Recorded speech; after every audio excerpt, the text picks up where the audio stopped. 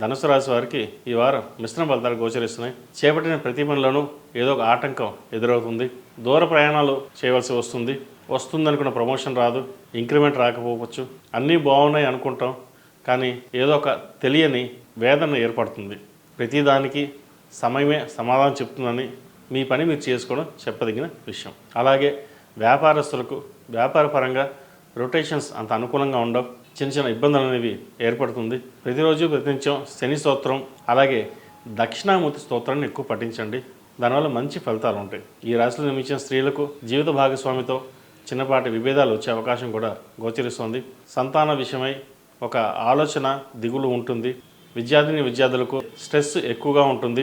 పోటీ పరీక్షలలో లేదా ఎంట్రన్స్ ఎగ్జామ్స్లో ఇబ్బందులు ఉండే అవకాశం గోచరిస్తోంది. ఈ రాశిలో జన్మించిన వారికి కలిసి వచ్చే సంఖ్య 2, కలిసి వచ్చే దిక్కు తూర్పు, కలిసి వచ్చే రంగు ఆకుపచ్చ.